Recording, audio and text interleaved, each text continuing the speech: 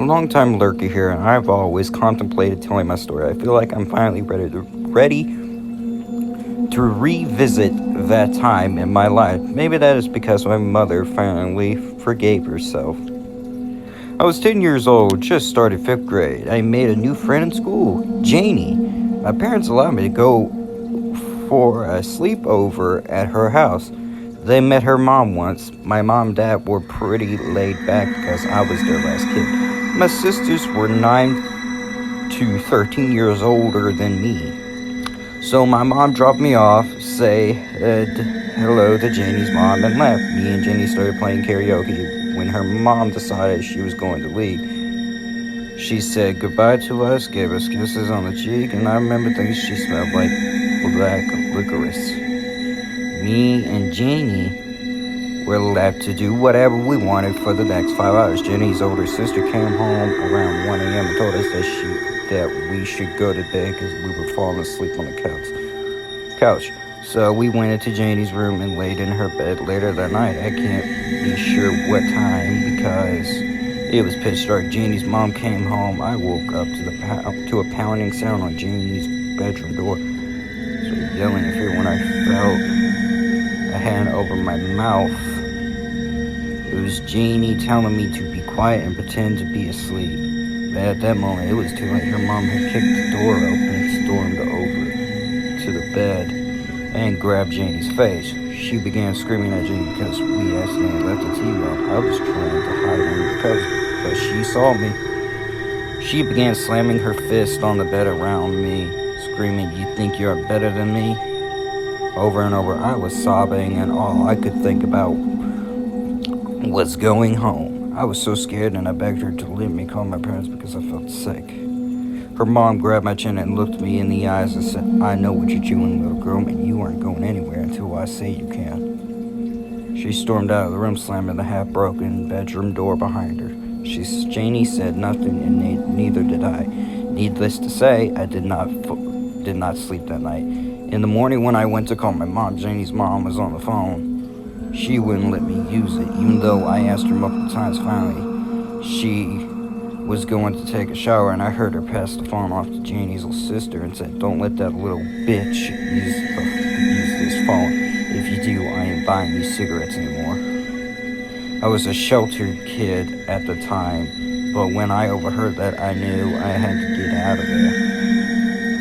I approached Janie's sister, and she basically threw the phone at me.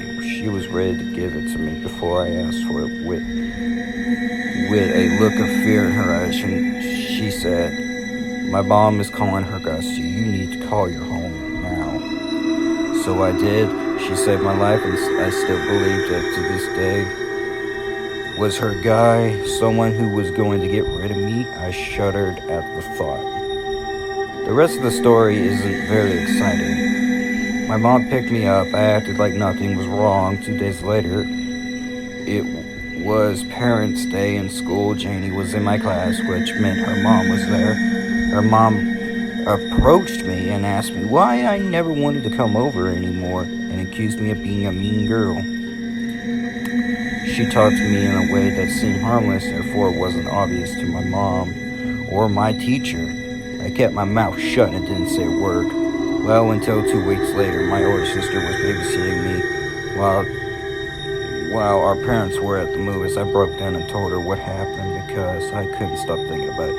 She comforted me and told my parents we hugged each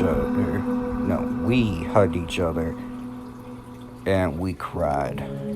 A couple weeks later, Jeannie stopped coming to school. My classmates wondered what happened, and so did I. I didn't want to ask my parents what happened. 15 years later, I heard from Janie on Facebook. There was no life-changing conversation, but we exchanged pleasantries. That's life sometimes. So crazy, alcoholic, abusive mother. Let's never meet again. When I was younger, I loved having sleepovers at my cousin's Andrea's house. She lived out in the country on acres of beautiful wooded land. And her parents always made sure that we had a good time. My other cousin Erin would come over too, and we would all hike in the woods and play games outside all day. Well, one summer when we were about 14, we had a sleepover at Andrian's house.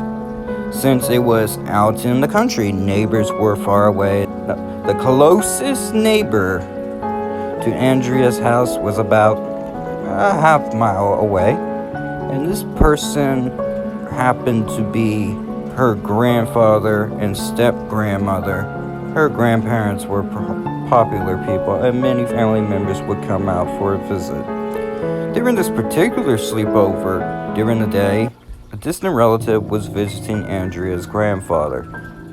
This relative was old Uncle Duncan.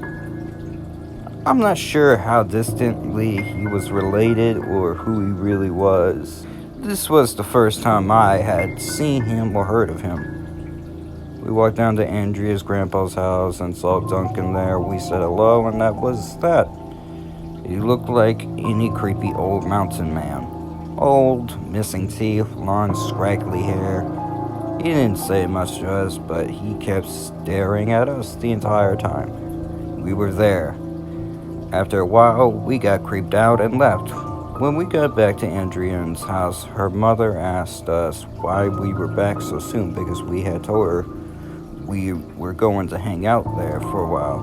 Her grandpa had a swimming pool and we were planning on swimming but decided against it since they had Duncan over. We told her who was visiting and how we were acting.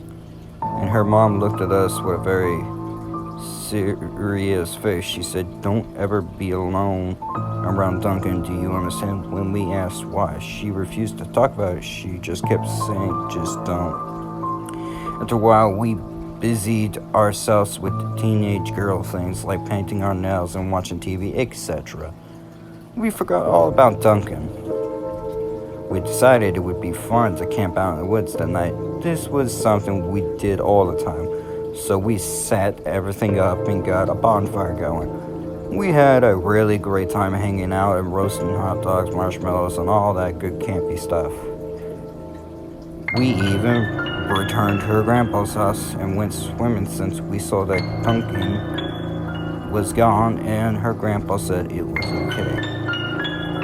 We started getting tired and got ready to sleep in the tent. The fire was down to embers and we snuggled up into our sleeping bags and started to fall asleep. I'm halfway there when my cousin Erin, who is laying next to me, grabs my arm.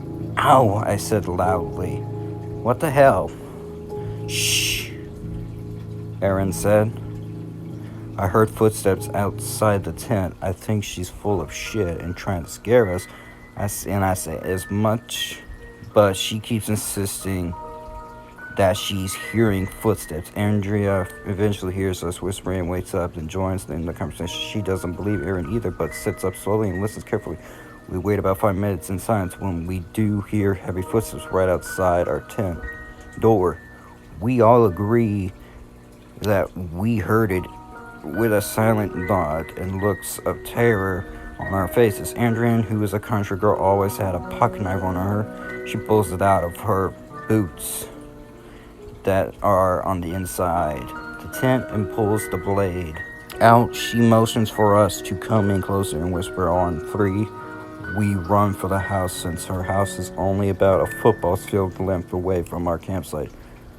We all agree. She counts and we rip the tent open and run for all it's worth. We don't see anything, but we think we hear someone chasing us. Eventually we get to her house and the back door is unlocked because they live in the country and normally don't worry about it. We lock the door behind us and pant in relief. We walk into her room. We collapse in the bed and start laughing about how we were paranoid and we were sure no one was there. It doesn't take long for us to fall asleep. I wake up to my cousins freaking out. The next morning I ask why and they won't stop shrieking. And Andrea shows me a piece of paper. Apparently it was slipped under her door in the middle of the night because she found it when she got up to go to the bathroom the morning. It was on the back of an overseat. and it was in blue pen. All it said was, "Sorry, I missed you. Love, Uncle Duncan."